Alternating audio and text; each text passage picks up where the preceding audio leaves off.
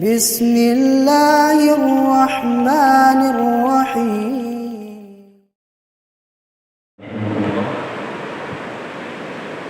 سنقرأ إن شاء الله تعالى كتاب المعالم في عبادة السلف. Kita akan membaca rambu-rambu akidah, rambu-rambu ibadahnya para salafus saleh. Bisa juga kita katakan al-qawaid juga bila ibadah, kaidah-kaidah di dalam masalah ibadah. Ada dalam kitab ini sekitar 22 atau sekitar 20-an kaidah tentang bagaimana kita beribadah kepada Allah, bagaimana para salafus saleh dalam beribadah kepada Allah Subhanahu wa taala. Kaidah yang pertama, al-ibadatu haqqun mahdun lillahi ta'ala la yusyarikuhu fiha ahadun.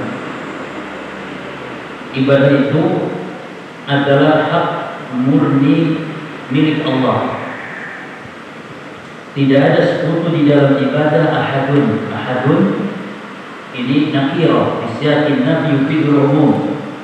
Ahadun siapapun, ini dari makhluk selain Allah, malaikat dia, para nabi, para rasul dia, para wali dan sebagainya, apalagi di mereka. Tidak ada hak untuk diibadahi kecuali hanya Allah Subhanahu wa taala. Ya. Ahadun jadi umum dia, makhluk siapapun dia, bagaimanapun kedudukannya. Ya. Makanya dalam banyak ayat Al-Quran Allah selalu memerintahkan ibadah itu dikaitkan dengan tidak boleh disekutukan. Jadi perintah ibadah bukan semata-mata perintah beribadah selesai dah. Kalau cuma perintah ibadah selesai, maka Abu Lahab, Abu Jahal, orang-orang musyrikin yang diperangi Rasulullah SAW itu sudah beribadah kepada Allah.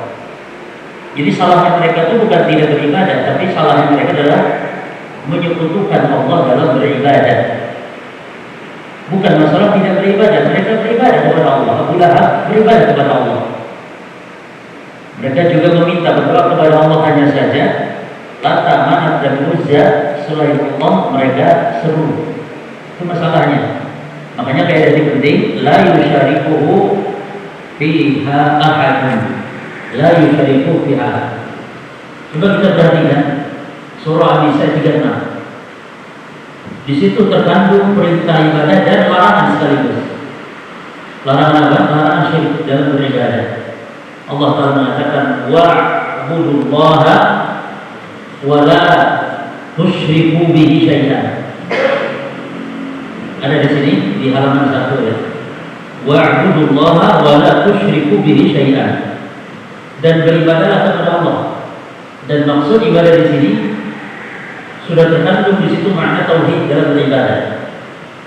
Jadi kata Ibnu Abbas, kullu mawdu'in fil Qur'an u'budullaha kama wahidullah. Ini perkataan Ibnu Abbas. Perkataan Ibnu Abbas adalah kullu mawdu'in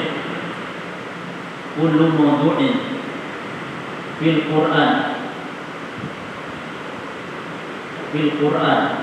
Ini karena gak ada dalam kitab.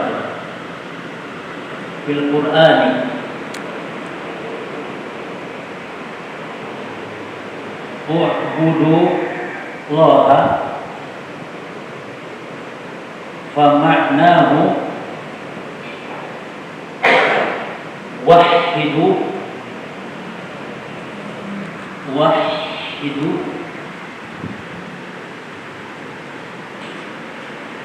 wahidullah. Setiap ada perkataan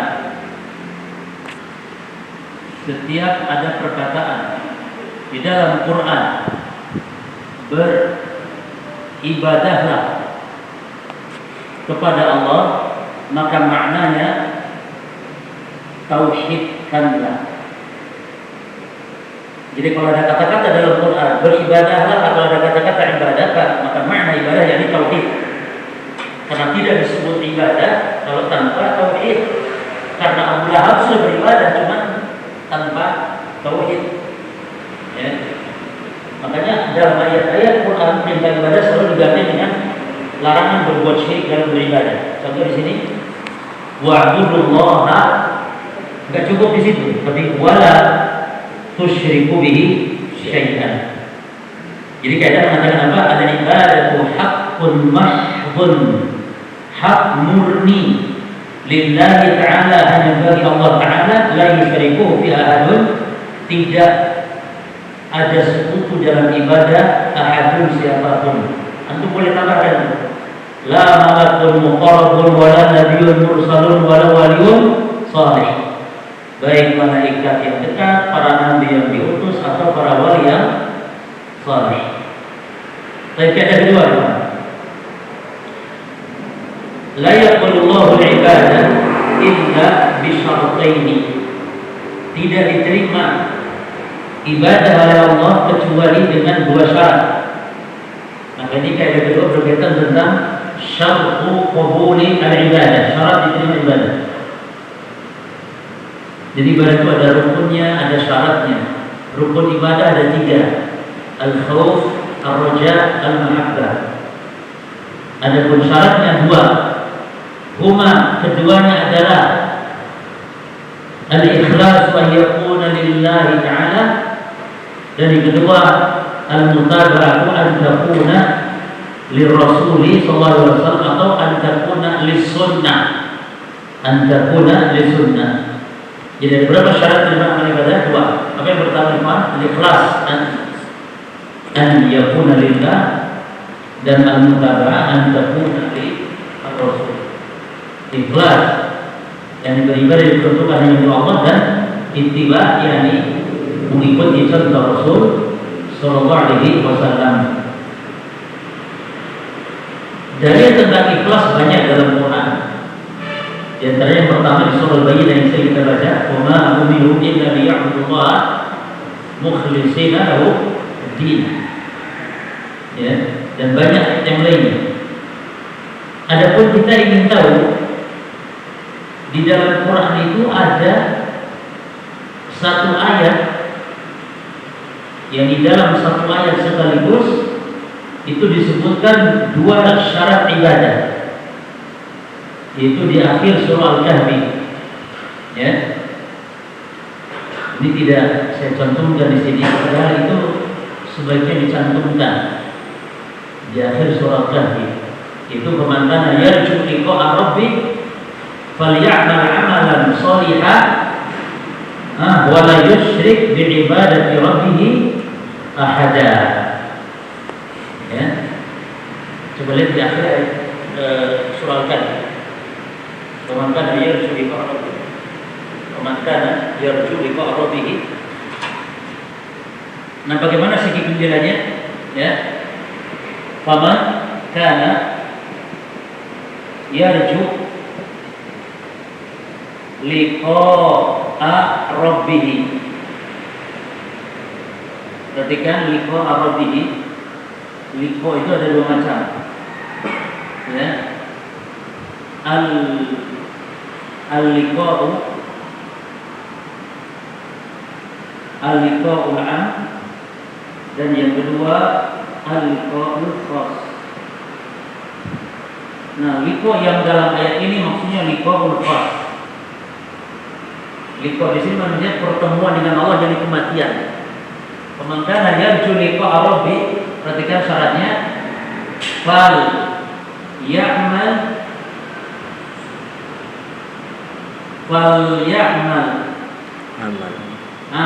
amalan sholihan.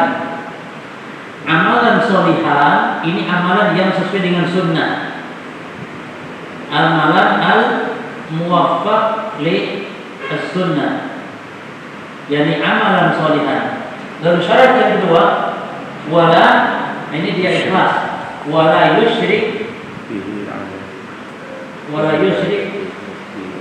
bi ibadati rabbi Rabbihi bi ibadati wala yusyrik. Di sini menunjukkan apa? Al-ikhlas. Nah, di sini berarti tercantum dua syarat diterima amalan ibadah dalam ayat ini. Ini akhir surat ya, ahadah. Baik, liqa'ul 'am yang pertama dulu. Apa itu liqa'ul 'am? yakni pertemuan secara umum dengan Allah. Muslim kafir jadi akan mempertanggungjawabkan amal ibadah mereka, mempertanggungjawabkan amal-amalan mereka. Liqa'ul 'am.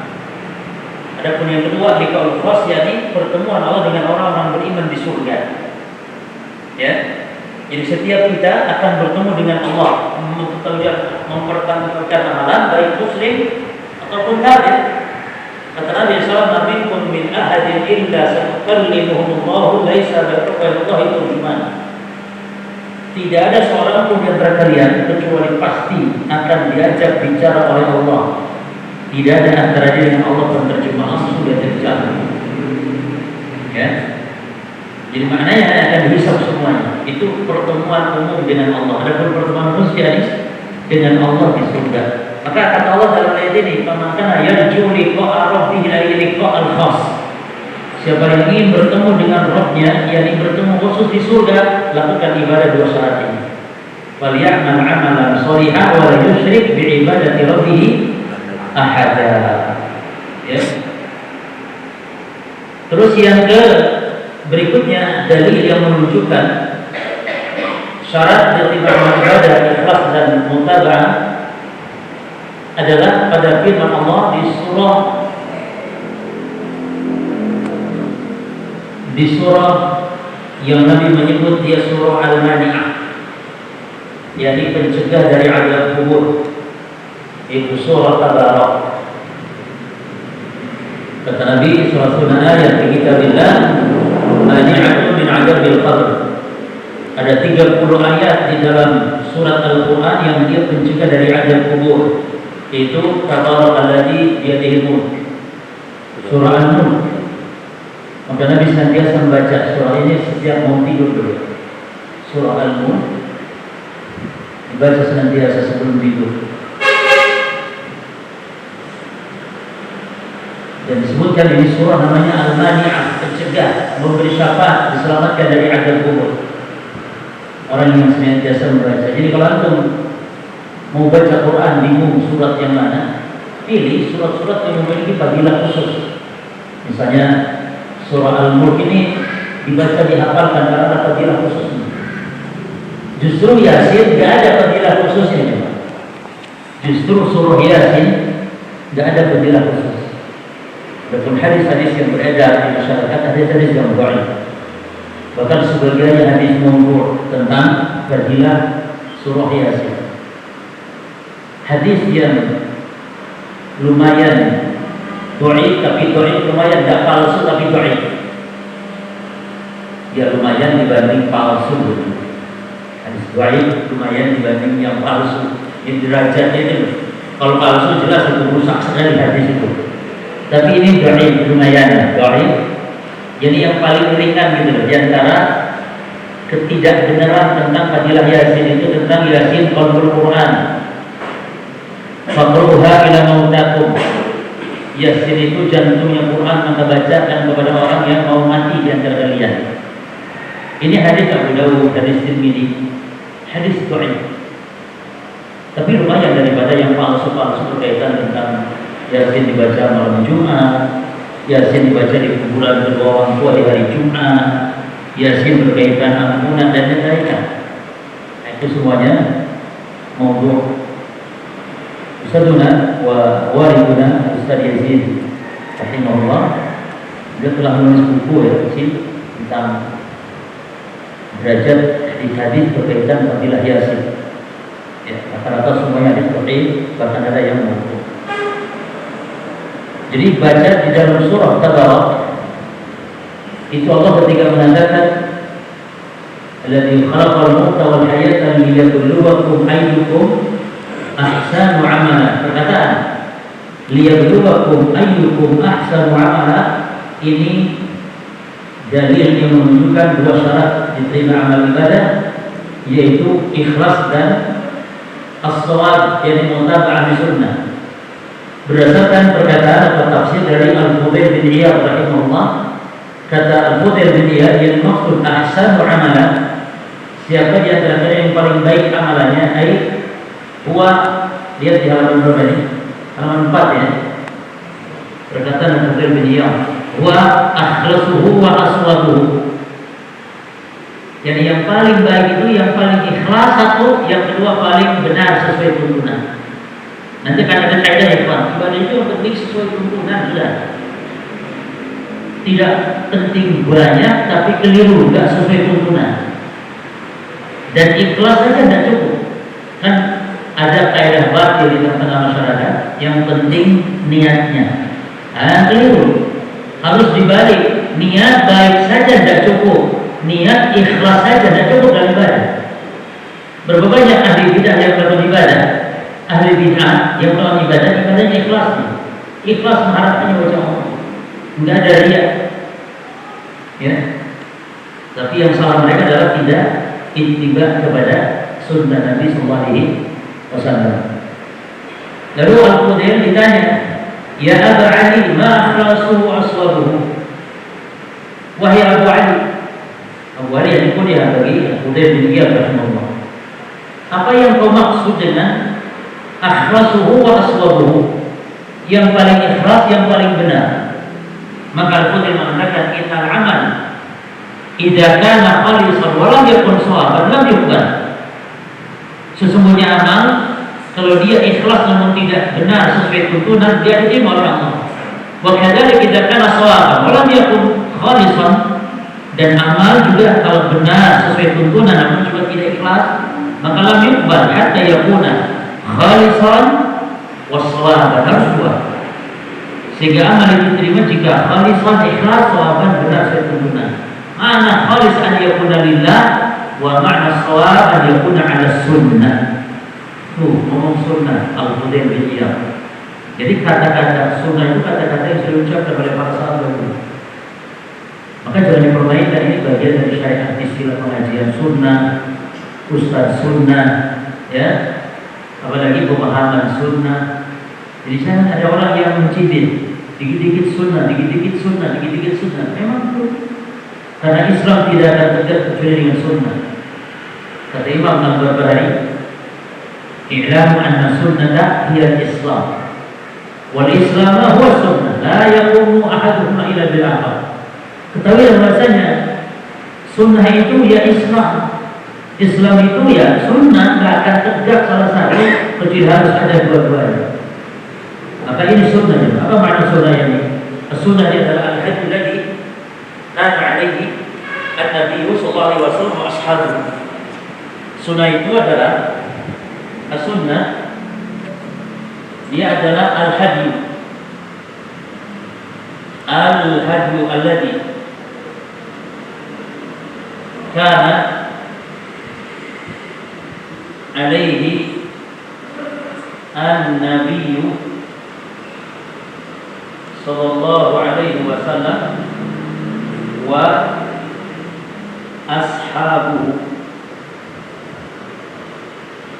adalah petunjuk yang Nabi dan para sahabat berada di atas petunjuk tersebut. Dan sunnah sebagaimana tadi kata Imam Al-Barbahari, dia adalah Islam itu sendiri. Jadi Islam itu sendiri adalah petunjuk Nabi dan para sahabat.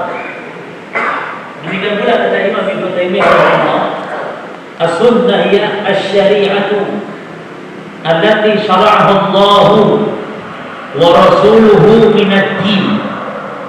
Sunnah adalah syariat yang Allah dan Rasulnya syariatkan berupa agama ini. Nah, ini artinya sunnah dengan makna umum. Sunnah dengan makna umum berjumlah. Apa itu sunnah dengan makna umum? Petunjuk Nabi dan para sahabat. Ya. Maka ya Islam itu sendiri. Islam dia adalah sunnah, sunnah adalah Islam. Adapun sunnah dengan makna khusus, dia adalah dibagi kepada 4 macam pembagian. Sunnah dengan makna khusus, maka maknanya sesuai dengan disiplin ilmu dalam Islam. Yang pertama, sunnah Kita bagi dulu, sunnah secara khusus ada 4 macam makna.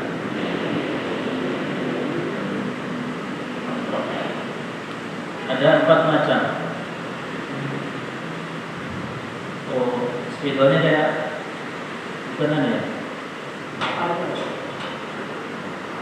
Enggak. Baik. Jadi kalau sunnah dengan makna khusus, dia ada 4 macam. Yang pertama, sunnah as-sunnah inda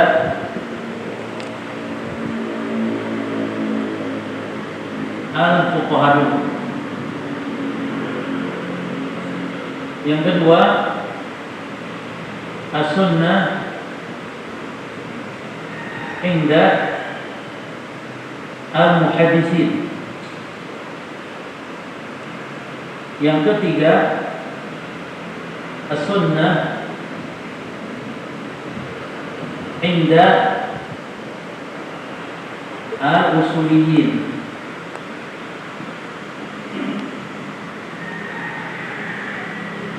Usuliyin.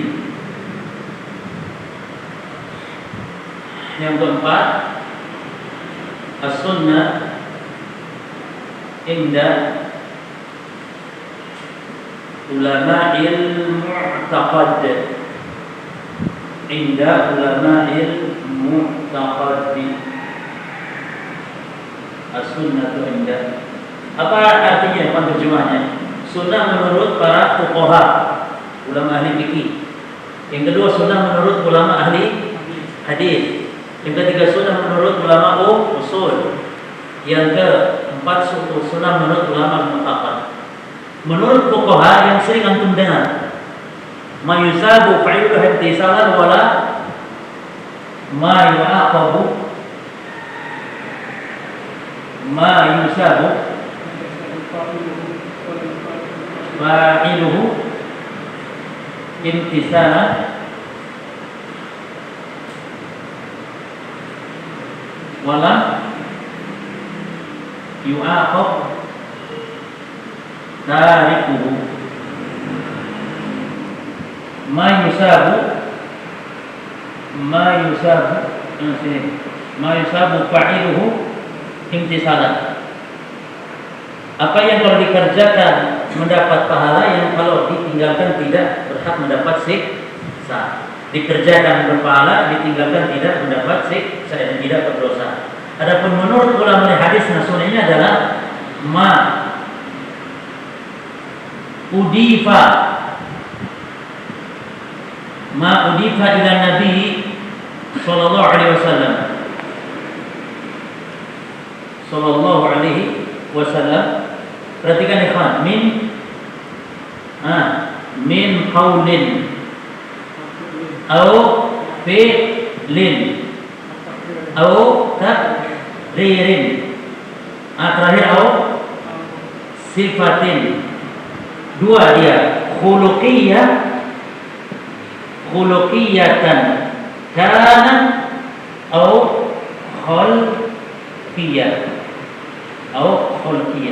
Perhatikan teman.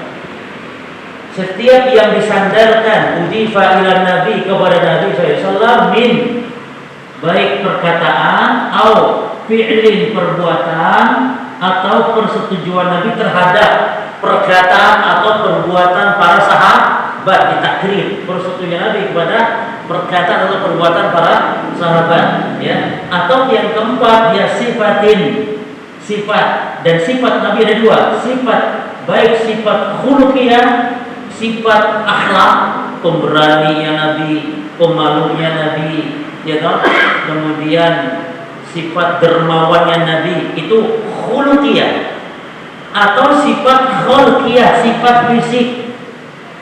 Sifat fisik seperti wajah Nabi, tingginya Nabi, rambut Nabi, itu masuk kepada sifat. Berarti sifat Nabi ada berapa macam? Dua. Apa namanya? Sifat al-khalqiyah. Yang kedua sifat al-khuluqiyah. Tulisannya sama, beda harapannya saja. Khalqiyatun dan khuluqiyatu. Sama beda harokatnya. Jadi apa itu sunnah menurut ulama di hadis? Ya hadis itu sendiri. Maka kalau dikatakan sunnah sahihah maknanya hadis yang sahih. Baik. Sunnah menurut ulama usul fikih yaitu ma amara bihi asy-syari'u ma amara bihi asy-syari'u la ala wajhil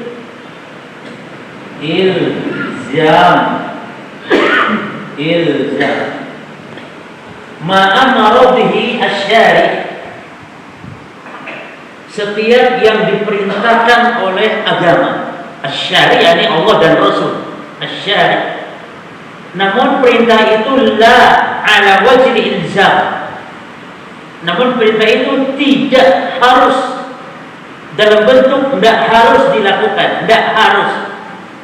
Itu namanya sunnah. Kalau harus dilakukan, ma amara bihi syari' ala laknya dibuang, ma amara bihi syari' ala wajhi ilzam namanya wajib. Berarti antara sunnah dan wajib sama-sama perintah. Ini hukum taklifi yang 5, ikhwan. Haram sama makruh jadi hukum taklif itu ada 5. Satu apa? Wajib dulu lah. Satu wajib. Ininya dengan apa? Sunnah.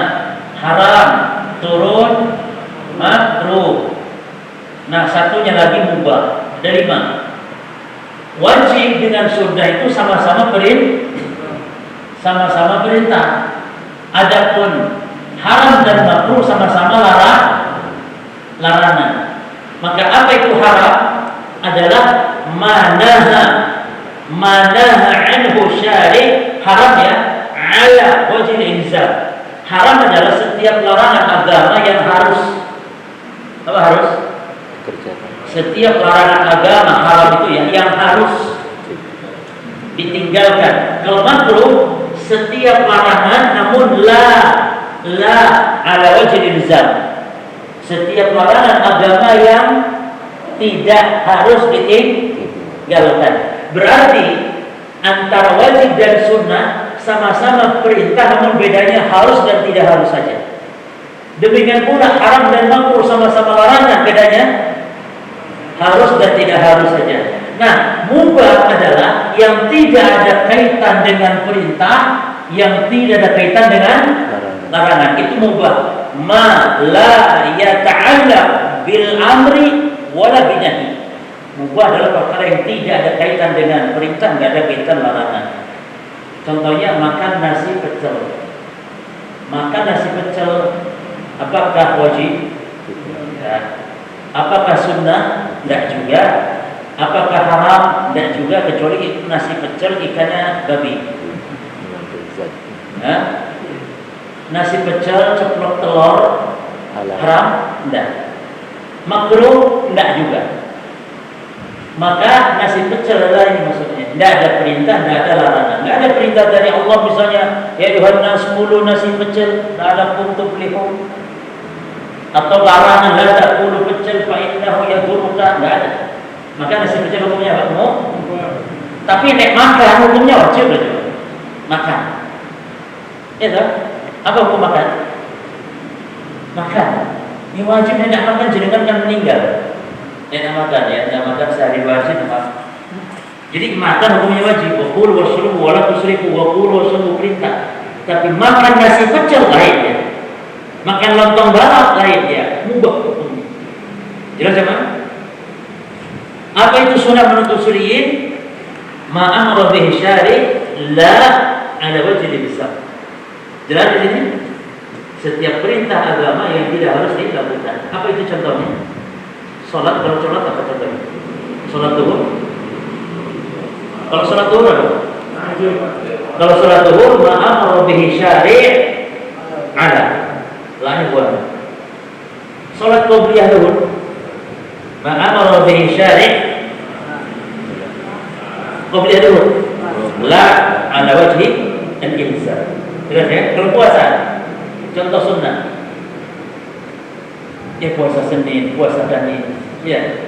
Baik. Sekarang as-sunnah inda ulama al-mu'taqad. Nah, dia adalah al-aqidah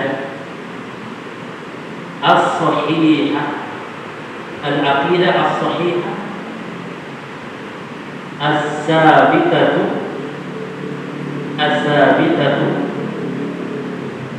minal kitabi wa as-sunnah. Aqidah yang sahih yang telah tetap dari Al-Quran dan Sunnah. Maka Sunnah di zaman dulu para ulama kalau menulis akidah dinamakan Sunnah. Anda melihat kitab Ushul Sunnah Imam Ahmad, kitab Syarh Sunnah Imam Muzani, Syarh Sunnah kitabnya Imam Al-Barbahari, kitab Sunnah, hampir 200 lebih kitab akidah dengan ditulis judulnya kitab Sunnah. Karena Sunnah di zaman dulu maknanya apa? Akidah yang sahih.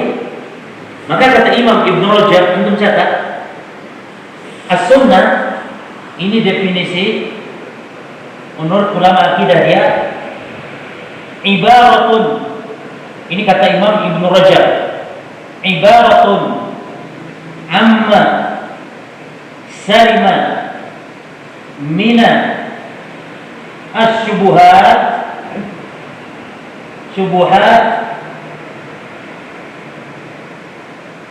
fil i'tiqadat. Jadi ungkapan untuk selamatnya seseorang dari syubhat dalam akidah. Ini orang yang berakidah lurus, orang itu disebut di atas sunnah. Maka kalau zaman dulu kitab akidah dinamakan sunnah, orang yang lurus akidah disebut orang di atas sunnah dan seterusnya. Jadi si fulan di atas sunnah, kalau yang dibahas tentang masalah akidah berarti si fulan berada di atas akidah yang sahih. Ya, antum lihat PDF-nya ya Pak.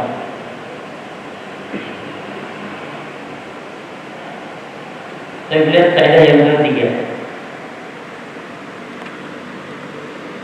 Al-ibadatu tauqifiyyatun fi subutiha 'ala nusus. Seluruh ibadah-ibadah itu tauqifiyyatun, ay yatawaqqafu 'ala dalil. Yani tauqifiyah itu adalah berpedoman kepada dalil. Yani tauqifiyah fi subutiha dalam penetapannya itu ala nusus kepada nas-nas dalil-dalil nusus, yakni dalil-dalil dari Quran atau dari Sunnah. Jadi namanya ibadah tidak boleh hawa nafsu yang menjadikan dasarnya. Hawa nafsu itu artinya selera, sing penting aktif. Banyak orang selera itu ibadah walaupun gak ada dalilnya. Kalau tanya apa orang dalil sing penting yang aktif. Jadi siapa aktif? Jadi aku. Nah, ngomong begini itu namanya hawa nafsu. Ya. Antum lihat dalilnya di sini di surah Syura ayat 21. Allah menyebut syirik kepada orang yang membuat syariat dalam agamanya. Am lahum syuraka'u syara'u lahum minad din ma lam ya'zan bihillah. Apakah mereka membuat sekutu dengan membuat syariat dari agama malam ya'zan bihillah, yang tidak diizinkan oleh Allah? Yang menarik di sini para membuat syariat itu adalah membuat kebid'ahan, tapi Allah menyebutnya syirik. Dari sisi apa? Dari sisi apa dia menyaingi Allahnya? Disebut syirik, menyekutukan Allahnya, membuat kebid'ahan dalam agama. Dari sisi membuat syariat, tidak. Karena yang membuat syariat hanya milik Allah, yang berhak membuat syariat hanya Allah dan Rasul. Itu maknanya. Maka bid'ah kata ulama baikul kufri, bid'ah itu pengantar kekufuran. Bahaya dosa, maka dosa bid'ah itu di bawah dari dosa kesyirikan dan kekufuran. Jadi kalau urutan dosa itu syirik dan kufur, baru kemudian bid'ah. Ya. Baru kemudian nanti maksiat-maksiat yang lain dari antara maksiat-maksiat yang besar.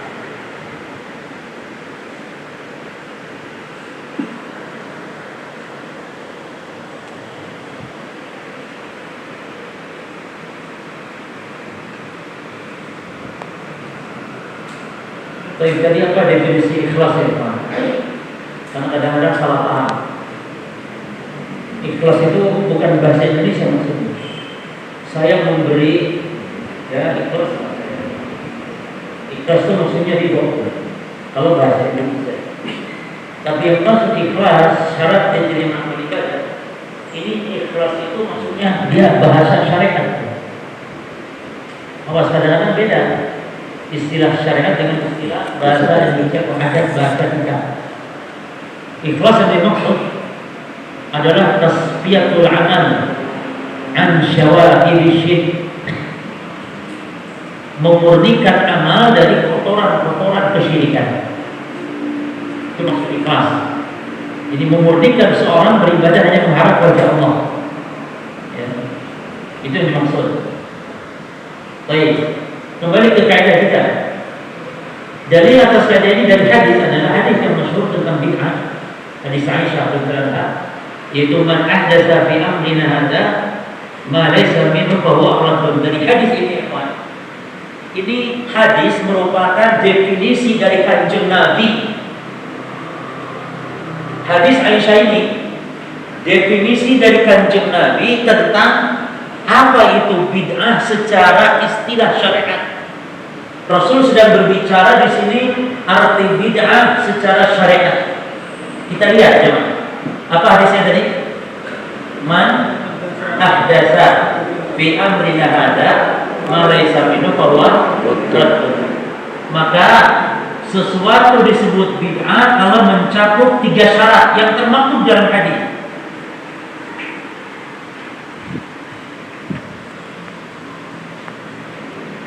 Ini mungkin penghapus ya, Pak ya? Coba kita pakai ini. Papannya. Oh, papannya.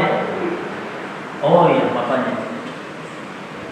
Tapi ya, Pak, sabar. Perhatikan hadis ini. Man ahdatsa fi amrina hadza ma laisa minhu. Oh iya. Sudah bahwa kita ingin mengambil dari faedah dari hadis ini bahwa sesuatu disebut bid'ah dalam istilah syariat, dalam istilahnya Nabi dalam syariat adalah terpenuhi 3 syarat. Syarat yang pertama adalah al-ihdaats, yaitu dari sabda Nabi man ahdatsa, yakni harus perkaranya itu baru. Perkaranya baru. Dan ini enggak cukup. Syaratnya enggak cukup karena mikrofon pun baru. Karena HP, pesawat juga baru. Tidak ada sebelumnya. Maka syarat yang kedua fi amrina hadza, yaitu an yustanad hadza al-ihdaats illa din fi amrina. Perhatikan lafaz amrina, urusan kami, ai fi dinina. Berarti perkara baru tersebut an yustanad hadzal ihdaats ila din, pada agama ini saja. Makanya orang sampai sekarang loh, tingkat tokoh agama dia masih jahil tentang arti ini. Buktinya dia mengatakan kalau maulid Nabi bid'ah, kalau sholat ini sholat itu bid'ah, baca Quran, sholawat ini itu bid'ah, berarti kalian ke Mekah jangan naik pesawat, naik unta katanya. Sebab di zaman Nabi nggak ada pesawat. Ini dia nggak bisa bedakan antara pesawat dengan sholawat. Pesawat min umuri dunia, pesawat. Apa sholawat min umuri mana? Din al-ibadah. Kadzalik al-ihtifal bi maulid nabawi. Demikian pula maulid itu bukan dunia, ibadah. Coba tanya yang sedang maulid, Pak sedang ngapain Pak? Dia akan ngomong, aku iseng-iseng, mas gak mau percobaan. Aku lagi main-main iseng-iseng. Tidak mungkin ngomong gitu. Tapi dia ngomong apa? Oh, sedang maulid, sedang beribadah kepada Allah. Makanya kalau ibadah berarti ini syarat 2 ini tidak cukup, harus ma laisa minhu, yakni yang ketiga ini laisa alaihi dalil. Ma laisa minhu yakni laisa alaihi dalil, enggak ada dalilnya. Karena ada perkara baru, bagian dari agama, tapi ada dalil. Apa contohnya? Pengumpulan mushaf Al-Quran. Mushaf 30 juz dalam satu buku itu baru, nggak ada di zaman Nabi. Baik. Bagian dari agama, nah, agama dan mushaf Al-Quran, tapi ada dalil. Apa dalilnya ya kawan? Apa dalilnya? Ahsanta. Nabi memerintahkan untuk kita mengikuti para khulafaur rasyidin, sementara yang membukukan Quran siapa? Lah, Abu Bakar. Baru dilanjutkan nanti di zaman Utsman. Dan ijma para sahabat tidak ada yang menyelisihinya. Oleh karena berarti membukukan Quran adalah sunnahnya siapa? Abu Bakar dan sunnahnya Utsman. Sementara kita diperintah mengikuti sunnahnya mereka berempat ya, khulafaur rasyidin. Baik, jadi bid'ah secara istilah syariat apa itu? Harus terpenuhi 3 syarat. Apa pertama? Al-ihdas. Yang kedua, an-yustana hadal ihdas ila din. Dan yang ketiga, laisa alaihi dalil. Diambil dari mana? Hadis Nabi, man ahdatsa min hadza ma laysa minhu fa huwa raddun. Baik, kaidah keempat. Kaidah keempat. Al-ittiba'u la yatahaqqaqu illa idza kana al-'amalu muwafaqan li-syar'i fi sittati umur. Ittiba' yakni kepada sunnah itu tidak akan terwujud kecuali apabila amalan itu sesuai dengan syariat dalam 6 perkara. Al-amrul awwal as-sabab, yakni sababu al-ibadah, sababul amal. Yang kedua al-jinsu, yakni jinsul ibadah. Yang ketiga al-qadru, yakni ukuran atau bilangan, ya, ukuran atau bilangan ibadah. Dan yang keberapa? Yang keempat al-kayfiyatul ibadah, tata caranya atau sifatnya ibadah. Lalu yang kelima al-zaman ibadah, waktu ibadah. Dan yang keenam terakhir makan, yakni makan ibadah, tempatnya ibadah. Inilah yang dimaksud dengan bahwa 6 poin ini memerlukan juga dalil gitu. Contoh misalnya sholat alfiyah. Sholat alfiyah itu adalah sholat yang bid'ah kata Imam Nawawi, karena hadisnya batil, hadisnya palsu, tidak disyariatkan. Namun banyak orang melakukannya, disebut sholat alfiyah. Sholat alfiyah itu sholat 100 rakaat 5 nisfu Sya'ban dengan membaca 10 surah Al-Ikhlas, surah Qul di setiap yang 1 rakaatnya. Sehingga kalau 100 rakaat membaca 10 berarti totalnya berapa Qul-nya? Dalam 100 rakaat 1000 Qul, maka dinamakan al-alfiyah. 1000 apa? 1000 Qul. Dalam berapa rakaat? 100 rakaat. Nah, yang salah di sini bukan salatnya, tapi salah satu dari poin yang 6 ini. Apanya yang jemaah di sini? Yang dulu di situ apa? Secara umum sifatnya, baik. Terus ukuran atau bilangan berapa rakaat? 100. Lalu berapa kali Qul-nya? 10 tiap rakaat. Ya. Terus berikutnya apa lagi yang salah? Az-zaman, waktunya harus malam nisfu Sya'ban. Ini semua butuh kepada dalil, dan bukan dalil yang umum itu sholat bukan. Ahli bidah biasanya berdalil ketika dilarang, ente sholat ini tidak boleh, jangan, kata Nawawi bid'ah. Loh, masa sholat kok dilarang? Terus mana dalilnya ente melakukan ini? Dia dalilnya aqimus sholat, Shallu kama ra'aitumuni usolli. Ini perintah Nabi sholat, perintah Quran sholat. Bukan itu dalil umum. Makanya ada kaidah penting kalau untuk membantah ahli bid'ah terhadap atau dalam masalah kaidah ini. Kaidahnya adalah, kaidahnya adalah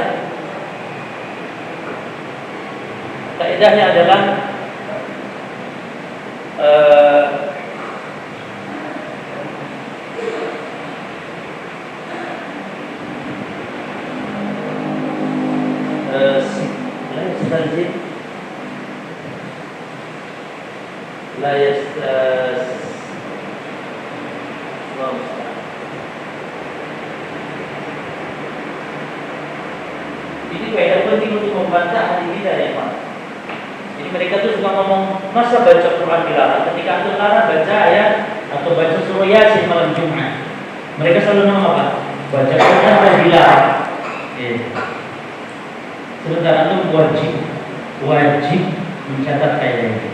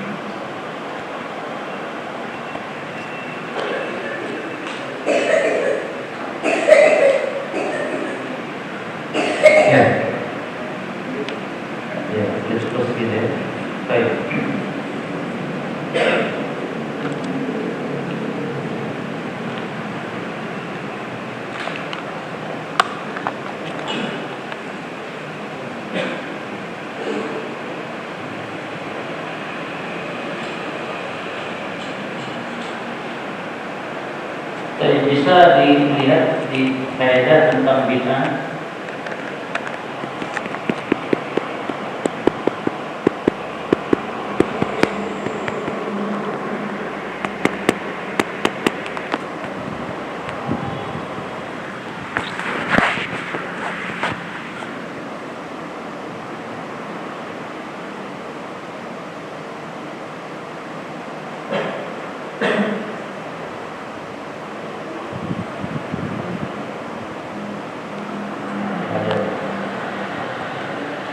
Kaidah yang intinya atau maknanya Pak, al-ibadah ala wasfil 'am la yastalzim isbataha ala wajhi al-wasfil khassa. Jadi ibadah yang bentuknya umum tidak mengharuskan tidak mengharuskan adanya penetapan ibadah dalam bentuk khusus. Artinya ketika ada perintah sholat tidak mengharuskan adanya boleh melakukan sholat apapun sesuai kehendak kita, tidak boleh. Sholat disyariatkan, tapi sholat ketika antum tetapkan rakaatnya sekian, waktunya di waktu tertentu, maka jatuhlah kepada bidah kecuali dengan adanya dalil.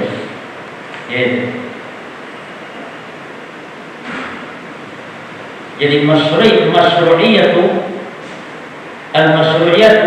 atau masyru'atul ibadah ala wasfin la yastalzimu masyru'iyatahu ala wajhil khas. Ibadah dengan bentuk yang umum tidak mengharuskan adanya ibadah dalam bentuk yang khusus illa bidalil, kecuali adanya dalil. Contoh dalam hal ini 6 poin ini harus ittiba kepada sunnah Nabi dalam 6 poin ini. Jenis ibadah seperti berkurban dengan kuda walaupun lebih mahal daripada unta misalnya, maka ibadah tidak sah. Atau zakat fitrah dengan uang, itu sudah merubah jenis. Atau menetapkan zikir-zikir tertentu dengan jumlah yang banyak tanpa adanya dalil. Baca Fatihah 7 kali. Nah, 7 kali ini wajib kepada dalil dalam penetapannya. Kemudian menetapkan surat tertentu di waktu tertentu, di tempat tertentu yang membutuhkan doa dalil. Anda bisa lihat di sini contoh-contohnya. Dan kita lihat ya, as-sabab. Idza ta'abbada al-insanu lillahi bi'ibadatin maqrunatin bisababin laysa syar'iyyan fa hiya bid'atun mardudatun 'ala sahibiha. Apabila seorang beribadah kepada Allah dengan suatu ibadah yang diikuti dengan sebab yang sebab itu tidak disyariatkan. Contoh, sholat karena turunnya hujan. Ini sholat yang bid'ah. Sholat karena gerhana. Ini sholat yang bid'ah atau sunnah? Sunnah. Sholat karena sebab masuk rumah. Baitul tahiyatul bait. Sunnah atau bid'ah? Bid'ah. Tapi setiap masuk masjid sholat 2 rakaat sebelum duduk sunnah. Demikian ya kawan. Yang lebih jenis, nah itu dari contohnya. Katadhiyati bi faras, seperti berkurban dengan kuda. Sudah berubah jenis bahimatul an'am, unta, sapi dan kambing dengan kuda. Maka mardud, ditolak. Demikian pula al-qadar ukuran. Misalnya sholat yang harusnya sekian rakaat ditambah. Ya. Kaifiyat, tata cara, waktu dan seterusnya ya. Baik, kaidah berikut yang kelima. Al-ibadatu takunu bi ada'il faraid. Ibadah itu dengan memprioritaskan yang wajib-wajib dulu. Bukan memprioritaskan yang sunnah-sunnah dulu sementara yang wajib sering kelewat. Itu jangan.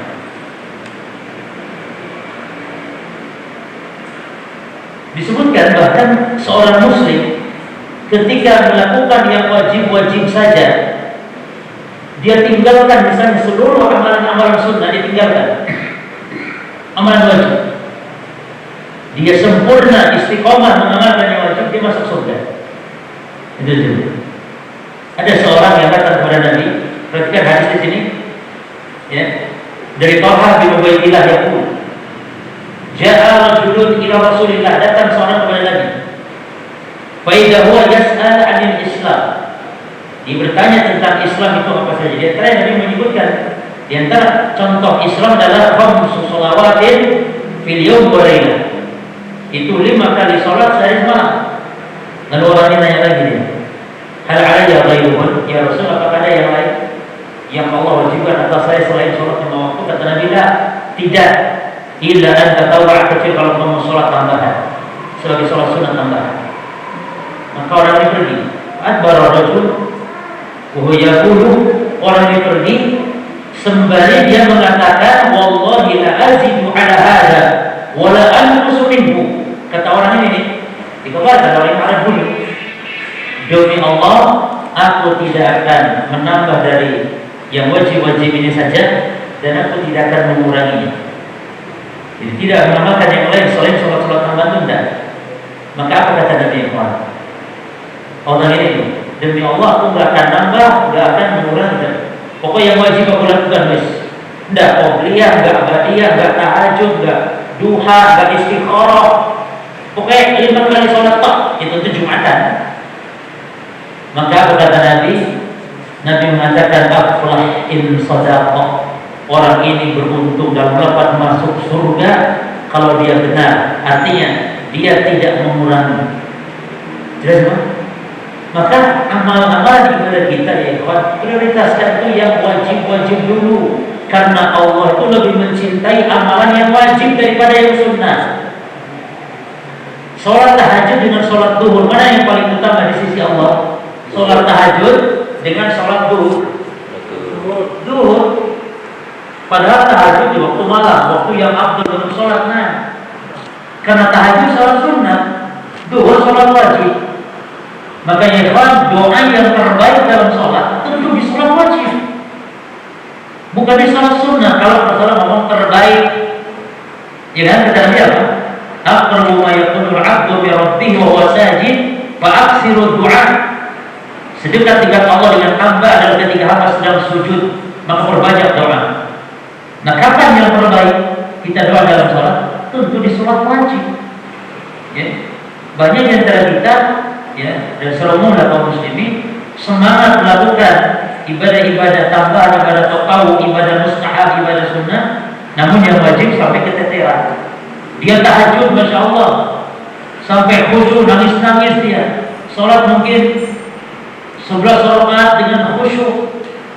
Tapi gara-gara itu akhirnya dia sholat subuh kesiangan. Gara-gara tahajud, saking khusyuknya dia sholat subuh jam 7 karena bangun kesiangan. Gara-gara tahajud. Ini cowok-cowoknya boleh uceng hilangan dedek. Ini jangan. Apa ya? Aku orang Sunda kan.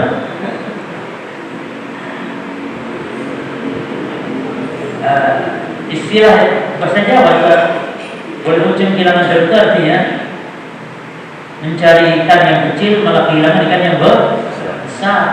Ya. Jadi prioritaskan ibadah itu perbaiki gitu yang wajib-wajib dulu. Baik, yang keenam, al-masyaqqatu laysat maqsudatan fi syariah. Al-masyaqqah, kesulitan itu laysat maqsudah, bukan tujuan fi syariah di dalam syariat kita. Jadi kalau ibadah itu mencari yang sulit-sulit, tidak. Itu bukan tujuan syariat, keliru. Saya dulu pernah ketika hajian dulu, umroh kayaknya, karena haji umroh, ada jamaah yang tidak mau jamaah qashar. Dia tidak mau, maunya apa? Jamaah qashar terlalu enak saja. Karena apa? Ini kita naik bis enak, ada AC, ada masa harus jamaah qashar gini, ada jamaah qashar. Tidak mau dia selalu sholat tamat. Dan saya lihat sendiri dia tidak sholat subuh ternyata. Saking semangat, ternyata masih tidur atau orangnya bangunkan. Jadi gimana? Kesulitan ini bukan suatu tujuan. Jangan kira semakin sulit ibadah semakin besar pahala. Kalau sengaja cari-cari kesulitan itu tidak benar. Tidak benar ya Pak.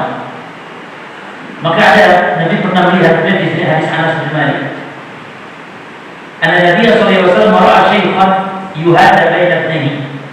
Nabi melihat ada orang tua yang sedang dipapah, sedang digandeng oleh kedua anaknya, orang tua sepuh. Kedua anaknya menggandengnya. Lalu Nabi tanya, "Kenapa yuhada? Kenapa orang ini sampai digandeng seperti itu? Bakal sakit atau apa?" Lalu para sahabat mengatakan, "Nadara ayyamshi." Ya Rasul, dia ini nada untuk berjalan kaki. Rupanya saking sudah tidak kuat tapi dipaksakan sehingga dia berjalan kaki sampai digandeng oleh kedua anaknya. Karena nada itu wajib. Tapi di sini kelirunya. Kata Nabi, dia karena memaksakan diri. Harusnya kalau sudah tidak kuat tidak usah bayar apa-apa. Lalu kata Nabi, "Inna Allah an ta'dibi hadza nafsahu laghaniyyun." Sesungguhnya Allah itu tidak butuh dari orang ini dengan cara dia menyiksa diri seperti itu. Allah tidak butuh dia. Wa amarahu ayyarka, maka Nabi perintahkan dia untuk apa? Sudah naik kendaraan dia, jangan jalan lagi, karena tidak kuat. Jadi dalam hal ini Pak, al-masyaqqah laysat maqsudah fi syariah. Maka lihat ayatnya, ma yuridullahu liyaj'ala 'alaikum min haraj. Allah tidak menghendaki menjadikan kalian itu kesulitan, tetapi Allah menghendaki kalian mendapatkan kemudahan. Yuridu bikumul yusra. Allah menghendaki kalian itu kemudahan. Ya. Jadi jangan sampai mengira misalnya ada orang yang jarak ke masjid dia dekat, mungkin cuma 50 meter. Tapi karena ingin pahala lebih banyak dan lebih besar, akhirnya dia muter dulu ke gang 17. Padahal ke masjid cukup gang 1, gang 2 selesai masuk masjid. Cuma kurang panjang langkahnya, ingin pahala besar. Maka dengan cara muter seperti itu jemaah, itu dilarang. Karena itu namanya menyiksa diri. Berbeda kalau memang antum alami rumahnya memang jauh. Berjalan tentu yang jauh lebih besar pahala daripada yang dekat memang. Tapi kesulitan itu disengaja enggak? Enggak. Kalau memang dari disengaja betul, yang lebih jauh langkahnya ke masjid semakin besar pahalanya. Semakin besar lagi, banyak lagi digugurkan dosanya oleh Allah. Tapi kalau bersengaja maka tidak boleh. Maka Maka di zaman Nabi dulu ada sahabat yang rumahnya jauh, ingin menjual rumah-rumah mereka supaya beli rumah mereka dekat dengan Masjid Nabawi. Nabi melarang juga, karena semakin jauh rumah dengan masjid semakin afdal, karena semakin apa? Semakin banyak pak. Cuman repotnya, nanti kalau jauh nanti masbuk terus. Jangan alasan ya Pak. Orang yang tetangga masjid pun bisa jadi masbuk saja kalau memang Allah tidak beri taufik, Allah tidak beri hidayah. Jangan masalah. Yang jauh tentu berjalannya sejauh sebelum adzan.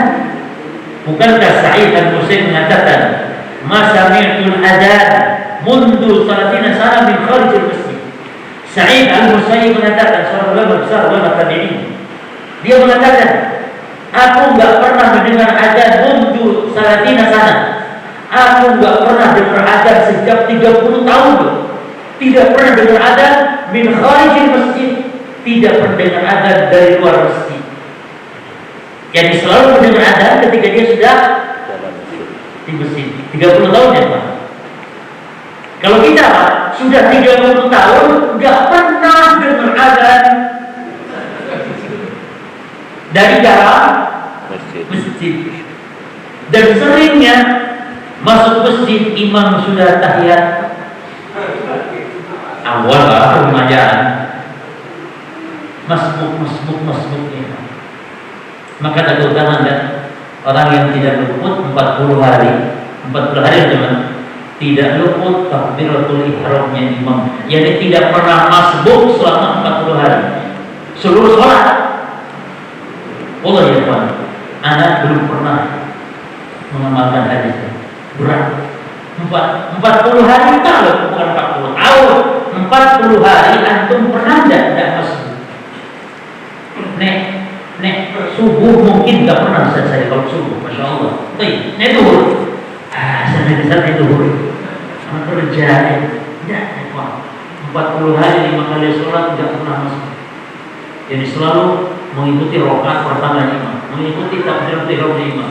Pertama mengikuti baru-baruatan, dicatat 2 pembebasan, barokatun minan nifaq wa barokatun minan nar. Dibebaskan dari kemunafikan, dibebaskan dari api neraka. Jelas ya, baik. Kaidah ke-7 ya Pak. Lihat di sini. Kaidah ke-7. Ijtinabu ma yushghilu wa ma yulhi asna' al-ibadah. Berusaha ijtinab menjauhi ma yushghilu, perkara yang menyibukkan, mengganggu, wa ma yulhi, dan yang mengganggu, menyibukkan dan yang mengganggu asna'al ibadah ketika sedang beribadah. Ini prinsip para salafus saleh. Pernah kita awali dari kisah Nabi sallallahu alaihi wasallam. Aisyah menceritakan, lihat tadi yang pertama di sini. Nabi sallallahu alaihi wasallam sholat di khamisatin laha a'la. Nabi pernah sholat di atas kain khamisah, namanya kain yang halus ya. Namun kain ini laha a'la, memiliki corak warna-warni sholat. Jadi Nabi menjadikan dia sajadah, kain yang halus. Dan kain ini pemberian hadiah dari sahabat namanya Abu Jahal, bukan Abu Jahal, Abu Jahal. Fanadhara ila alamiha nadratan. Lalu ketika sholat itu Nabi melihat ke coraknya itu. Satu penglihatan, maksudnya bukan Nabi marah dalam sholat, tidak. Ini Nabi terganggu dengan coraknya tersebut. Maka falamma sarafa, ketika selesai sholat, kata Nabi, idhabu bi khamisati hadihi ila Abi Jahal. Kata Nabi, kembalikanlah kain ini kepada Abu Jahal yang telah memberinya hadiah. Namun minta ganti wa atuni bi anbajaniyah. Tapi minta gantinya kain anbajaniyah, kain kasar tapi polos. Tentu lebih rendah derajatnya. Kalau yang khamis itu ma'ruf, kain yang halus ya. Kalau di tiada mungkin kayak batik yang mahal gitu. Tapi kalau anbajaniyah kain yang polos tapi kasar, dapat kalau diminta aja kayak itu. Ini menunjukkan boleh minta tuker hadiah kepada yang memberi hadiah. Jangan malu antum Antum dikasih baju sama teman, saudara, kekecilan ya Pak. Lalu teman kita ini punya ukuran yang lain, maka antum boleh ngomong, apa dia ini hadiah dari antum ini kekecilan, ada nggak ukuran besar begini? Ya, kalau nggak ada ya Pak, karena hadiah itu tidak harus kita pakai. Boleh hadiah itu kita berikan kepada orang lain. Dan yang memberi hadiah jangan marah, jangan marah, karena Nabi pun gitu. Nabi memberikan hadiah kain tipis kepada Umar. Kata Umar, ya Rasulullah, kok kain tipis ini sudah kain tipis oleh demeto. Maka kata Nabi, yuk kamu kasih kepada saudari-saudari, kepada ibumu, kepada kerabatmu yang perempuan. Jadi hadiah itu tidak harus dipakai. Maka ada orang kasih hadiah kepada antum, kasih hadiah daster, misalnya, antum tolak, dapat apa diterima untuk siapa? Untuk istri. Jangan, saya antum anak ini kan anak, masa ini daster? Kenapa ngasih? Ngasih skincare apa skincare, terima nggak apa-apa. Ini Pak. Maka boleh minta tuker, mungkin warna nggak cocok, nggak apa-apa. Ya, anak apa? Kalau ada warna lain bisa, tapi kalau anak nggak suka warna ini jangan ya. Anak nggak suka warna ini jangan. Ada warna lain nggak? Barangkali mungkin ada biru, mungkin ada ya. Apa? Kenapa ditukar Nabi kepada Abu Jahal? Kata Nabi, fa innaha ala hadmi anifan an sholati. Karena baru saja kain ini telah mengganggu saya dalam sholat saya. Jadi para salafus soleh prinsip ibadahnya jangan sampai ada hal yang mengganggu. Termasuk kita ya, masjid kita ini. Jangan sampai ada masjid kaligrafi macam-macam pernak-pernik sehingga mengganggu kaum muslimin dalam sholat. Bahkan banyak secara masjid itu bukan kayak masjid, kayak tempat kayak rest area masjid. Masjid ada pola ikan hiasnya, masjid ada tempat campur tempat makan-makan. Masya Allah, masjid tidak mengingatkan akhirat. Masjid dalam itu sudah Masya Allah, sudah warna-warni macam-macam. Jangan itu mengganggu. Lihatlah, Nabi sholat di sajadah yang ada coraknya segala. Bagaimana dengan kita sajadah kita yang Masya Allah, merah, kuning, hijau, Masya Allah, meringkel. Sehingga ketika sholat orang ini meringkel, dibaca, meringkel. Samanya kaligrafi kan suka membingungkan orang baca itu apa ya? Kadang-kadang kaligrafi miring-miring ini mengganggu. Termasuk perpustakaan nggak boleh cuma di depan seperti ini. Kalau ada nih orang sedang sholat ya karena sholat itu tidak harus melihat ke bawah ya. Bahkan hadis tentang melihat ke tempat sujud, hadis dhaif, hadis Anas bin Malik, hadis dhaif. Jadi intinya sholat itu boleh kemana pun, yang penting tidak boleh ke. Bahkan para sahabat melihat jenggot Nabi. Hebat ta'rifun qira'at Nabi sallallahu alaihi wasallam. Bagaimana kalian tahu katanya bacaannya Nabi? Apa kata para sahabat? Bitirqiyatihi. Kita tahu Nabi membaca di sholat-sholat sirriyah, duhur, asar. Gimana tahu Nabi membaca? Bitirqiyatihi. Dengan gerak-geraknya jenggotnya Nabi. Bergetar, gerak-gerak bisa dibaca. Berarti kalau lihat jenggot ini berarti sahabat dalam sholatnya apakah nunduk? Tidak jadi kelihatan. Ini boleh ke depan. Cuman ketika ada masalah di depan ada tundukan, ada gambar atau misalnya ada buku di hadapannya, orang nanti akan membaca. Apalagi judulnya menarik, Kiat Sukses Poligami. Ini gimana sholat tak aja? Ganggu ya Pak. Baik, ada kisah menarik ya Pak. Untuk lihat hadis Abdullah bin Abi Bakar bercerita tentang Abu Talha Al-Ansari, ya. Dia sedang sholat di haitihi, sedang sholat di kebunnya, dan Abu Talha itu raja tanah, ya, yang banyak kebunnya. Abu Talha ini, yani dia sahabat Ansar yang banyak kebunnya. Sholat di kebunnya, salah satu kebunnya. Fatara dubsiyun. Lalu ada burung yang indah itu terbang melintas, dia sedang sholat. Fatafiqa yataraddad yaltabisu makhrajan. Burung ini begini keluar masuk mencari tempat keluarnya. si burung ini di kebunnya Abu Talha. Fa'ajabahu dzalik. Abu Talha mengagumi hal itu ketika sedang sholat. Faja'ala yutbi'uhu basarahu sa'ah.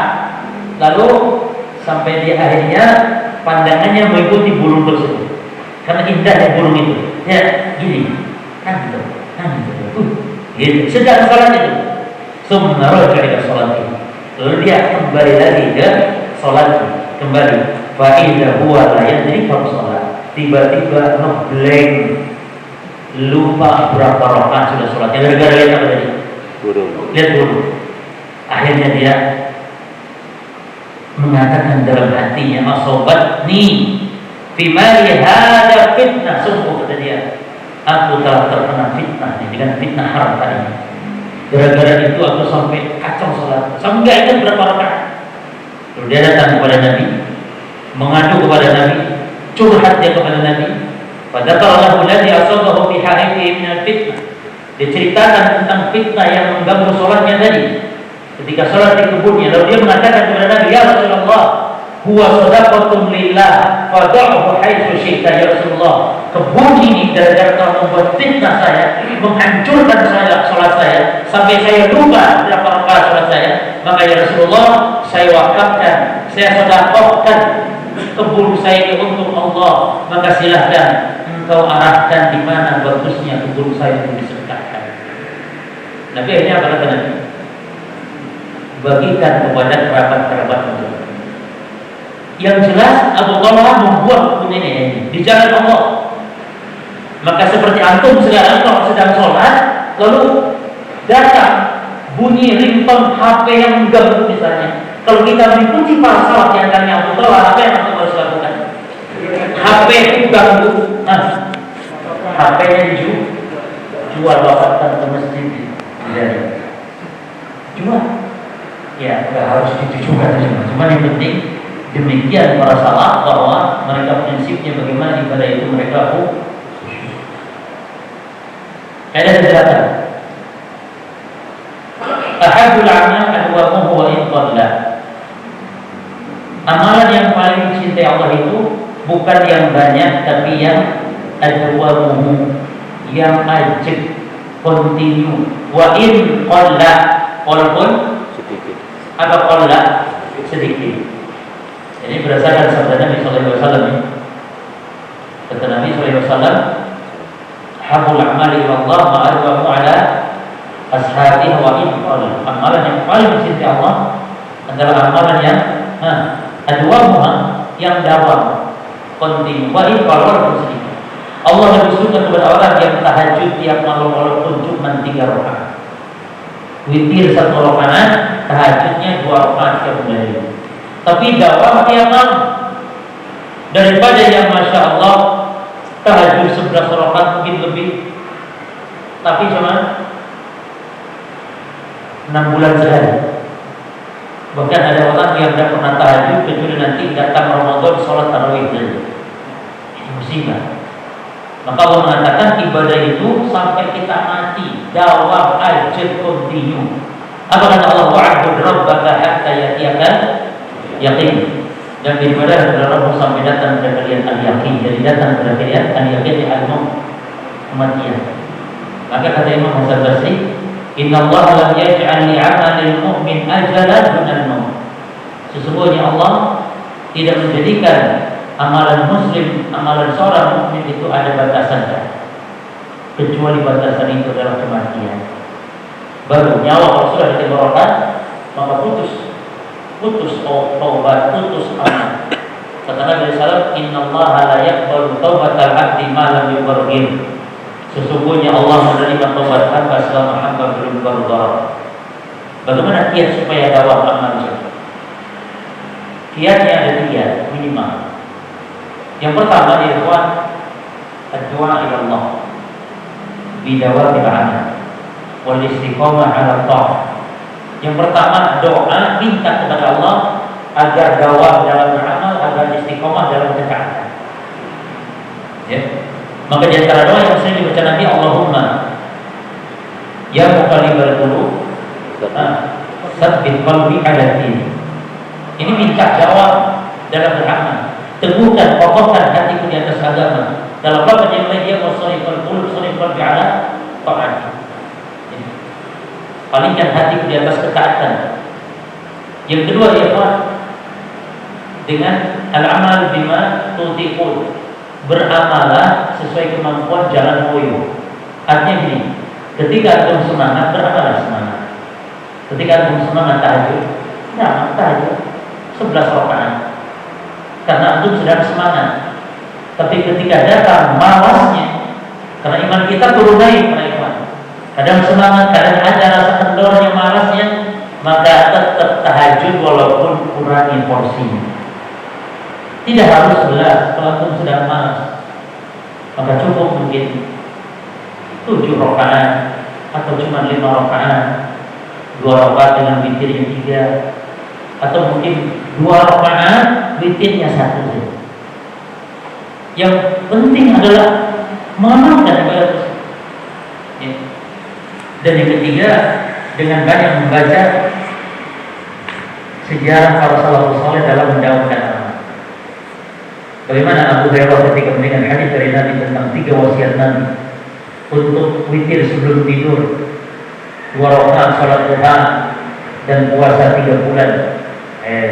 Puasa 3 hari dalam setiap bulan.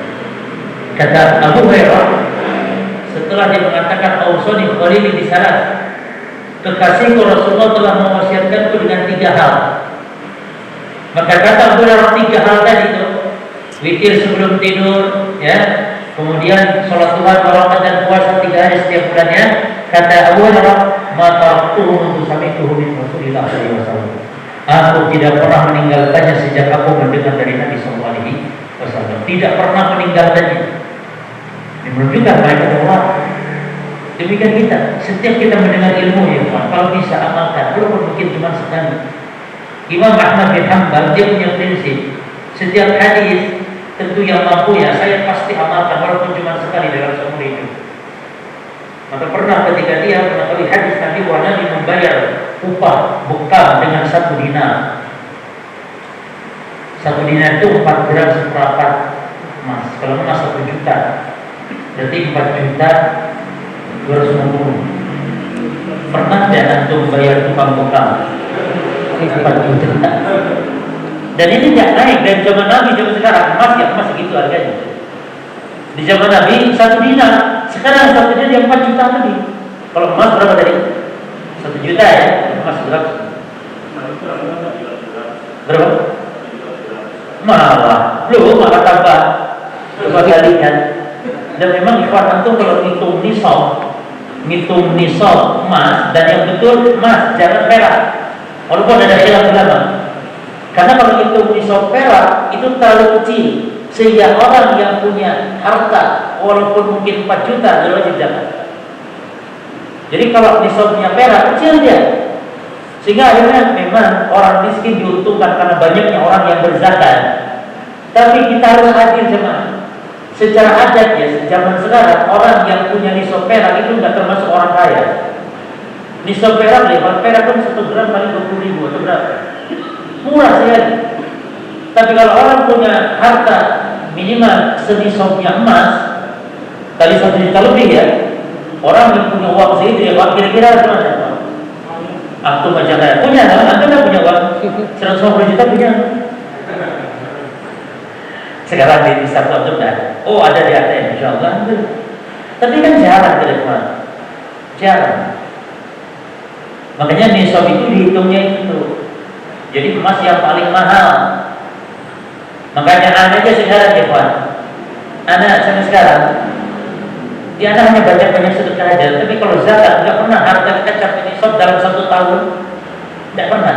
Pernah mencapai nisab, hilang lagi karena dibelikan ini, dibelikan itu kebutuhan. Jadi kalau orang harta mencapai nisab dan hitungnya nisab adalah nisabnya emas. Ini Imam Ahmad membayar tukang bekal mempraktikkan dari hadis Nabi sallallahu alaihi wasallam. Ya. Baik.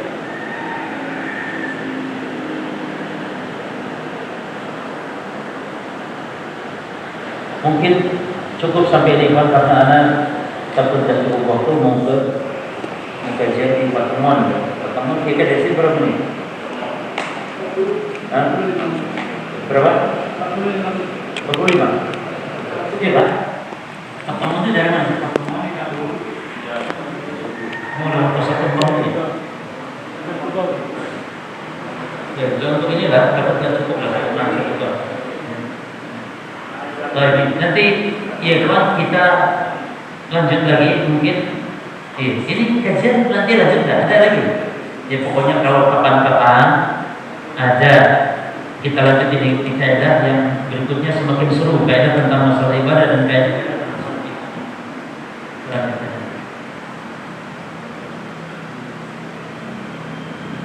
yang ke-9 ya.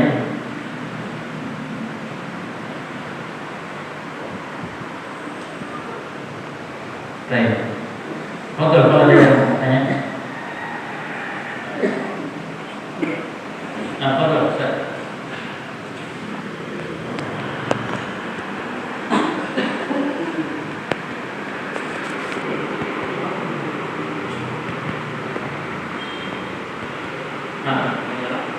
Assalamualaikum.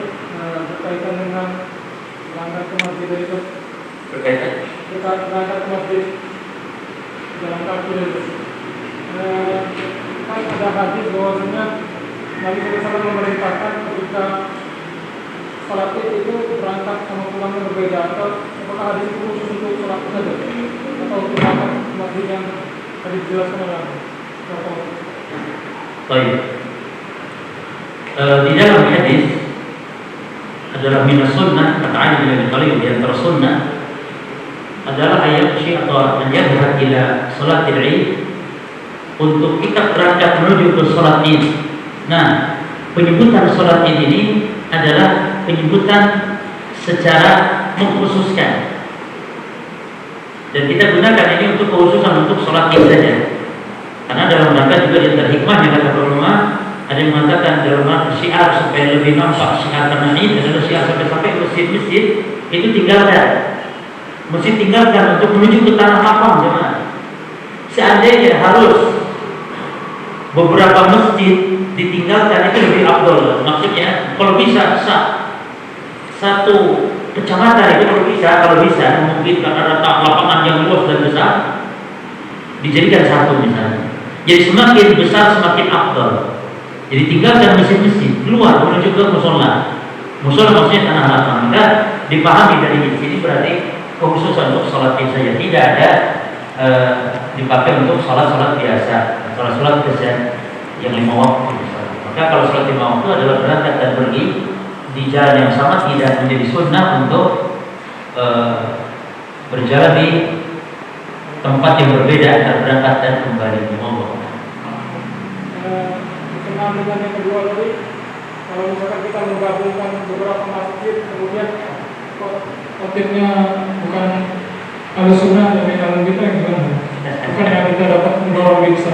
Baik, cuma dalam hal ini memang di situ ada kemudorotannya, ada kemudorotan akidah dan semisalnya. Cuman kalau khutbah itu kan tidak wajib untuk kita dengarkan. Kalau memang dia ahli bidah yang khutbah malah menimbulkan syubhat-syubhat bahkan penyimpangan, ya boleh kita untuk meninggalkannya, karena mendengarkan khutbah itu adalah sunnah hukumnya, beda dengan khutbah Jumat. Maka kata Nabi pun yang mau pergi silakan tinggalkan, yang mau mendengarkan khutbah silakan dulu.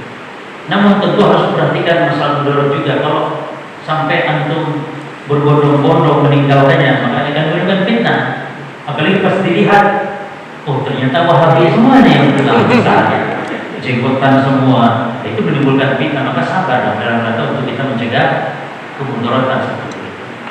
Tapi kalau untuk sholat gak apa-apa, harus bersabar. Walaupun di situ di masjid adanya kebid'ahan, masjid mungkin juga ahli bid'ah, kita wajib tetap sholat di masjid. Kecuali kalau masjid itu ada kuburannya, maka itu merupakan udzur untuk tidak perlu kita ada di sholat berjamaah di masjid yang ada kuburannya. Adapun kalau cuma kebid'ahan di masjid itu, maka kita harus sabar. Bahkan tetap di masjid yang dekat dengan rumah kita. Seandainya masjid sunnah ada tapi jauh, misalnya memaksakan diri seperti itu, maka tidak dibolehkan. Kecuali kalau memang masjid juga sama, lingkungan rumah kita juga itu kita pilih masjid yang sering sunnah. Nah itu yang afdal. Nah, ya, yang lain, foto. Assalamualaikum. Saya ini rumah saya dekat masjid Ustaz. Dekat sana. Masjid Jariah. Enggak, sana di kampung. Nah, itu tapi apa imamnya itu bacaannya itu apa ya? Serba kurang. Bacaan tajwidnya juga agak benar. Maka setiap hari saya apakah termasuk apa menyiksa diri untuk dari sana ke sini? Ya. Menyiksa diri. Pertama masih ada perhatikan sholat yang boleh untuk kita tidak mengikuti pada sebuah sholat berjamaah apabila imamnya melakukan kesalahan yang menyebabkan sholat tidak sah. Yang pertama ketika imamnya tidak tumanina, maka boleh kita bahkan ketika sedang sholat pun boleh kita keluar karena sholat tidak sah. Bagi yang tidak tumanina, imam yang tidak tumanina, kita pun tidak bisa mengikutinya. Apa itu tumanina pada ikhwan? Tumanina artinya as-sukun bi qadri dzikir wajib. Diamnya ketika seukuran dzikir yang wajib. Ini imam tidak. Hatta dzikir yang wajib pun dia tidak betul-betul diam. Tapi dia kayak memper sholatnya. Allahu Akbar subhanallah. Jangan angkat wala Allahu Akbar subhanallah. Allahu Akbar Allahu Akbar. Begini sudah kita nggak bisa tidak sah. Yang kedua, ketika imamnya keliru dalam membaca Al-Fatihah dengan dia jari. Karena kesalahan dalam membaca itu ada dua, lahan kopi dan lahan jari. Lahan jari kalau pada Al-Fatihah sholat tidak sah. Tapi lahan jari pada surat-surat selain Al-Fatihah sholat masih sah. Makanya para imam nih minimal imam itu betulkan Al-Fatihah yang minimal itu. Kalau harus terpaksa jadi imam itu betulkan. Maka kalau imam seperti itu jangan bermampu pada imam yang seperti itu. Kalau lahan jari itu lahan yang merusak makna, merusak arti di sholat Fatihah. Maka itu kita dari ikut sholat seperti itu. Jadi tiga mungkin ya, imam yang tidak tumanina, imam yang salah baca Al-Fatihah dengan kesalahan yang jari yang merubah hati sehingga menyebabkan sholat tidak sah. Yang ketiga kalau masjid ada kuburannya, maka boleh kita lewati dan jangan sholat di situ. Adapun kalau selain ini imam ya salah baca tapi bukan Al-Fatihah atau imam yang melakukan kebidahan tapi masih bisa kita ikuti, maka kita sabar sholat di masjid tersebut. Kan kesalahan imam adalah kesalahan bagi dia sendiri, tapi kebaikan imam kebaikan bagi dia dan kebaikan bagi makmum. Jadi yang salah dia sendiri, kita tidak ikuti. Hanya saja tentu kalau sholat dengan imam yang baik sholatnya, baik bacanya, tentu lebih afdal karena kita mendapatkan juga pahala yang lebih. Ya, tapi Nabi melarang untuk meninggalkan masjid yang dekat dengan rumah kita, malah masjid yang jauh. Ya. Karena apa hikmahnya juga? Ya, yang berhak untuk memakmurkan masjid ya kita yang tetangga masjid. Tapi kalau ada kubur seperti itu, maka boleh mencari masjid. Nah, jadi kesalahannya kalau tadi sudah boleh untuk ke sini, tapi jangan sampai terasa menyiksa dirinya. Dan afdolnya jalan kaki jemaah. Berarti kan bahwa yang musyiwala biarkan. Ada sahabat yang jauh dari masjid, lalu dia tetap berjalan kaki. Para sahabat mengatakan, kenapa kamu nggak beli onta? Naik onta di kendaraanmu supaya kamu terhalang dari panas dan yang semisalnya. Maka orang ini mengatakan apa? Aku tetap mau jalan kaki supaya meraih pahala. Maka kata Nabi, betul yang dikatakan sebulan. Dengan semakin jauh langkahnya, semakin besar pahala. Jadi ke masjid itu yang mendapatkan langkah pahala langkah itu memang yang naik kendaraan atau yang jalan kaki. Jalan kaki, atau perhatikan hadis-hadisnya ini berlaku syarat. Man tatahhara fi baitihi, siapa yang bersuci di rumahnya tuh. Jadi yang mendapatkan 27 derajat itu ya kawan, itu yang syaratnya berlaku karena man syartiyah itu. Man tatahhara fi baitihi, siapa yang bersuci dari rumahnya. Jadi antum kalau mau ke masjid itu jangan wudu di masjid. Wudu di masjid itu kalau terpaksa darurat karena antum memang betul-betul nggak kuat, batal. Kalau bisa pun tahan itu, tahan, buang angin itu tahan, berjalan itu. Kecuali memang orang memang sudah penyakit sakit perut tersebut, ya gimana lagi? Jadi ada keutamaan menjaga hadas itu. Antara maghrib dan isya menunggu sholat, saat itu antum kalau bisa jangan sampai keluar batal untuk wudhu, jangan. Karena malaikat mendoakan selama malam itu. Malaikat senantiasa mendoakan selama orang ini belum batal. Jadi adalah keutamaan menahan, keutamaan menjaga tidak batal wudhu itu ada keutamaan. Seperti antum berjalan dari rumah sudah wudhu posisinya, lalu wayamshi ila jamaah dan berjalan kaki. Syarat berlaku. Jangan naik motor ya, 50 meter naik motor ya, 50 meter. Jangan. Kecuali kalau memang jauh, jadinya berapa? Jaraknya. Ya mungkin motor ya Pak. Ya ada muter-muter. Ya kalau jauh gimana lagi? Jelasnya, tapi kalau mampu utama. Walaupun ada jauh sedikitnya sahabat tadi, jauh dia, tapi jalan kaki. Ya, karena ada memang fadilah secara khusus. Monggo yang lain, itu cukup. Baik. Ya insya Allah teman-teman sekalian, nanti ini kita terjemahkan atau kita bagi, kita share bahasa kita ini supaya itu benar juga faedah-faedahnya. Bagi yang belum terbahas barangkali bisa mendapatkan juga faedah insyaallah. Dan mungkin cukup ini dulu yang bisa kita bahas, kita sampaikan, mudah-mudahan bagi kita pasti bermanfaat. Dan mungkin pesan terakhir teman-teman sekalian sebelum kita tutup kajian, bahwa ada kaidah penting dalam kehidupan kita agar selamat di dunia, selamat di akhirat. Kaidah itu adalah ada dua kaidah. Yang pertama adalah la tastasbiril hasanah wa in qalla. La tastasbiril hasanah wa in qalla. Jangan menganggap kecil, jangan menganggap remeh kebaikan walaupun kebaikan itu sedikit. Antum melihat bagaimana Allah mengampuni dan memasukkan surga kepada pelacur.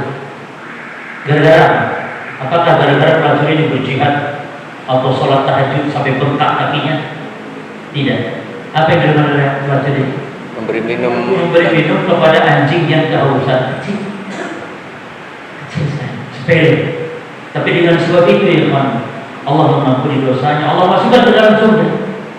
Maka bisa jadi antum masuk surga dengan amalan yang sepele, yang bisa saja antum mendapat kesempatan yang antum tinggalkan. Nabi pernah melihat ada orang katanya di surga bergelantungan, bersenang-senang di pohon. Dia bergelantung kepada dahan, yang dahan ini dulu ketika di dunia dia singkirkan karena mengganggu jalannya kaum muslimin. Sekarang rupanya kita sering mendapati ada batu di melintang di jalan, ada sesuatu yang mengganggu, ada mungkin paku kecil di jalan. Kenapa enggak antum berhenti dulu sepeda motornya, antum ambil, antum buang ke pinggir, atau antum buang ke tempat sampah, atau antum ambil di samping, nanti antum buang di tempat yang aman. Bisa jadi itu yang membuat kita masuk surga. Jadi jangan kita ketika ada kesempatan kita sia-siakan. Contoh hal sepele tadi ya kawan. Contoh sepele menjawab azan saja, menjawab azan. Kata Nabi sallallahu alaihi wasallam, wajabat lahu syafa'ah, halal lahu syafa'ah. Dalam lafaz yang lain wajabat lahu jannah. Cuman sekedar mendengarkan azan dan menjawab azan berhak mendapat syafaat Rasul dan berhak mendapat wajabat. Itu maksudnya apa? Tidak akan masuk neraka dulu, jadi langsung pasti masuk surga. Gara-gara apa? Mendengarkan azan, menjawab azan. Idza sami'tul mu'adzin faqul misla ma yaqul. Kita kadang-kadang sepele, anggap sepele. Apalagi kalau kita merasa sudah ngaji, merasa pentingkan ilmu. Tidak.